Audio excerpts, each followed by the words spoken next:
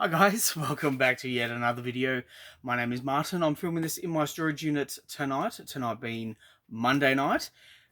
Wanted to come down here to just check on things because it's a very hot day here in Melbourne.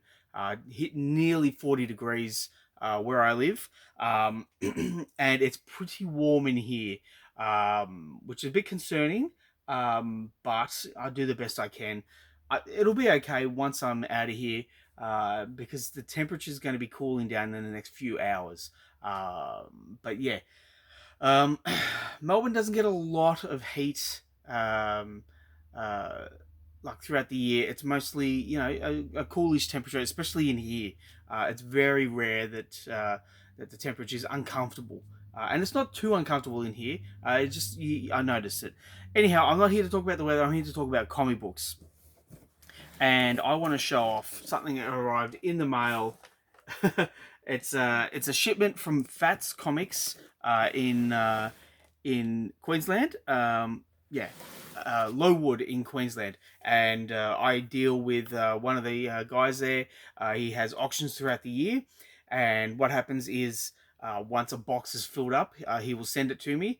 But being so close to Christmas, he sent me a smaller shipment, but he wanted to get it to me before Christmas. So Dion, if you're watching this, Dion, you're an absolute legend. Now I have unwrapped all this, and I've taken all the bubble wrap and mostly all the packaging out. And I've unwrapped them all. So I have gone through these already, but I wanted to show them off. So I'll get them out of the box, and I'll get rid of the box. There we go. Just throwing everything everywhere. And so here we have the books, and as you can see, there's something at the bottom. It's a slab. My second slab in 2 weeks. I received ElfQuest issue 1 from Cashies over in South Australia, and I've got something here, and it's going to be the key issue for the video. So the first one I want to show off is Conan the Adventurer issue 4. Everything in this was not like a massive price. There was a few like dollar buys. This was a couple of bucks. I just like the cover. As I said, I've gone through it. Written by Roy Thomas. So Conan and Roy Thomas go hand in hand. So I know it's going to be a fun story, and I will probably read it tonight. Now this intrigued me. It's from First Comics. It's issue 1. It's Dynamo Joe Special, and I just loved the look of this. It's like Voltron, and it's like the Mighty Morphin Power Rangers. I don't know what it is, but it really intrigued me. So snapped it up. If you know anything about this, please put that in the comments down below. And also the good thing about getting these books through Fats Comics is that I kind of forget what I've won. So getting these shipments is a really nice surprise, especially when you can't remember. When did I order this? Had I been drinking? Maybe. Now there's 2 books here, and they go hand in hand because it's issue 1 and issue 2 of Dolls, and it's from Image. I don't know what this is. I'm familiar with the like the toy line for like Bratz. Maybe they're going with that type of style, but it's Dolls. So yeah, I don't know. But there's a little bunny here. Who knows? Who knows? Might be a bit too weird for my tastes, but it looks action-packed enough. So we will see. Now the next one is a Free Comic Book Day Drawn and Quarterly presents manhwa, contemporary Korean comics, and I just like the look of this. It intrigued me because I'm not familiar at all with Korean comics, and Free Comic Book Day. I've gone through it. It's all black and white. All black and white, and it's just like it's a series of all different stories. If I'm in the mood for something a little bit non-superhero or non-traditionally American comics, that's going to be for me. The next one is Ghost Rider Marvel Spotlight. Now, I had no idea what this was. I saw Nicolas Cage here. I saw, um, yeah, the comic book, but this took me back um, to, I think it would have been 2002, 2001, maybe even 2003. I cannot remember when the Ghost Rider movie was being filmed, but they filmed it here in Melbourne. And I do remember there was a lot of nights where I wasn't getting a lot of sleep because I'd be working in the city, and after work I would hang out on these movie sets because they would film at these locations around Melbourne. And I remember one night we were there until about it would have been 12 o'clock midnight, and they blew up a building. It was a makeshift building; it was all fake. But the stuntman came down the road on a bike, and as he came past, there was a whole explosion, and that was a great night. But I met the director, Mark Steven Johnson, at this filming, and looking through this, it's just like it's a, what am I trying to say? I'm lost for words here.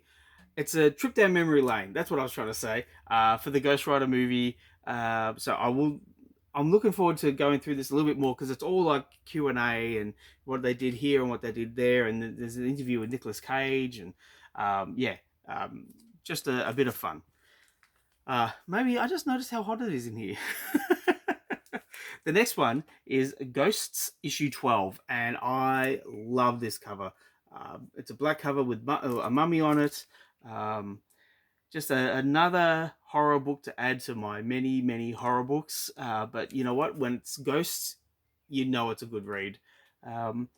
Yeah, just looks pretty good. So we've got the macabre mummy behind the portals of the unknown, chimes for a corpse, and the girl who the girl who scorned the grave. That sounds great. Now something a little bit different. A bit of a booby book, but Helena, first sensational issue by Lightning Comics. Cheap buy. It was just a cheap buy, cover buy, and I thought, why not?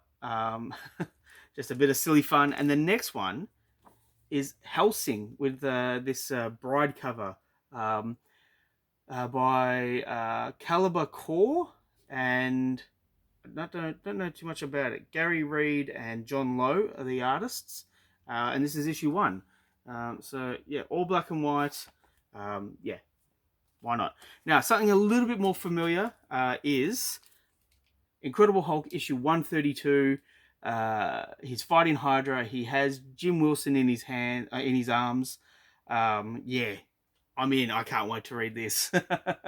I am loving these old Hulk books.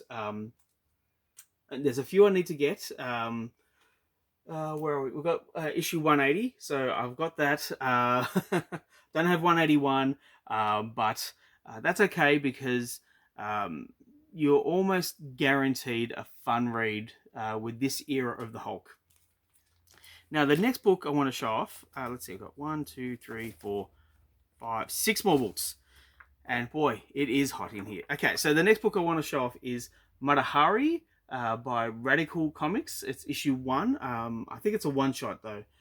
And if you're not familiar with Matahari, she was a Dutch spy who used her feminine wiles in the art of belly dancing, and she was known as one of the more deadly spies throughout history. Yeah, I just find it funny that she's Dutch, she's a spy, she's working for different countries, and she's empowering, but she's also, yeah, as I said, very deadly. It's just, for me, it's a very interesting story because I am Dutch myself. So I saw this, I bid on it, I won it, told my wife about it, and she's like, oh, okay, all right, that could be interesting. But I am looking forward to reading this and getting a little bit more familiar with the story of Matahari. So we have a first appearance here. This is the New Titans Annual 9. wow, they did 9 annuals. This came out in 1993, part of the Bloodline storyline, and it's the first appearance of uh, Anima, this girl who kind of like Animal Man. She has animal-based powers. I'm not 100% familiar with her. She did have her own series, which I haven't read. Um, but yeah, that's her first appearance right there. The next one was kind of cool and flew under the radar a little bit. I was really surprised and happy that I got this. It's the Savage Return of Dracula. It's issue 1, but it's a reprinting of Tomb of Dracula issue 1 and issue 2. So got this for a really nice price. And as you can see, Gene Colan has done the covers. I've read issue 1 and issue 2 already, but I could always read it again. It's a top read, and the artwork is incredible. So very happy to have that. The next one is Sergeant Rock issue 396, and it's written by Robert Kaniger, with illustrations by Russ Heath. So it's just top level creators, with a Joe Kubert cover here, and it's all about the children in war. So I am partial to my war stories, especially books of this caliber. So I am looking forward to reading this. The cover intrigued me when I saw it, and I thought, yeah, I'm gonna grab that. And from memory, it was like $3 or $4. But for my money, it's well worth it. The next one is something I picked up on like a Friday night, and I was scrolling through. It's Star Trek issue 1 from 1984. It's the first star-spanning collector's issue. I don't know how much of a collector's issue it is, because it's certainly not the first time Star Trek's in a comic book. But it is the DC run. It's the first issue of the DC run. Yeah, you know what? Gun to my head, Star Trek is the property I'm going to be more interested in, and it's one that I've kind of gravitated more towards. Maybe not the TV series so much, but the movies, especially, throughout the run of all the genres. I am interested in Star Trek more, especially when it comes out in the cinemas. I remember seeing Star Trek Generations, and I saw it with a mate of mine. I'll put this down because there's no bag of award. I saw this Star Trek Generations with a mate of mine, and there was that was coming out, and also Criminal Minds, or Dangerous Minds, with Michelle Pfeiffer. And a mate of mine, he was heavily into hip hop and that culture. And we went to the movies, and I bought the tickets, and he was waiting for me, and we were part of a group. And I was like, "Oh, here's the tickets. Oh, I'll hold on to the tickets, and I'll get us all in." And he's like, "Oh, I wonder if they're gonna play this Snoop Dogg song." And I'm like, "Oh, I don't know. I don't know if there are going to be any Snoop Dogg songs in this movie that we're seeing." And I bought tickets to Star Trek Generations, and my mate was just he was spitting chips. He hated it, and he even walked out. But I didn't care. I had a good laugh. I stuck around. I saw that movie. I really enjoyed it. Caught up with him later, and he's like, he was still cheesed. His night was ruined. The fun you have when you're a kid. Okay, so the key issue that I want to show off, the slab that I bought from Dion of Fats Comics. Here it is, Wally the Wizard, issue 1 in a 9.6 from a CBCS. So CBCS certified comic, part of the Marvel Star Comics line, and this came out in April of 1985. I had never heard of this ever. I didn't know what the hell it was. I had to Google it. I had to go on my comic shop and see what it was. And I picked it up for a relatively good price. And I bought it because it was in a slab, and I just thought, who would slab this?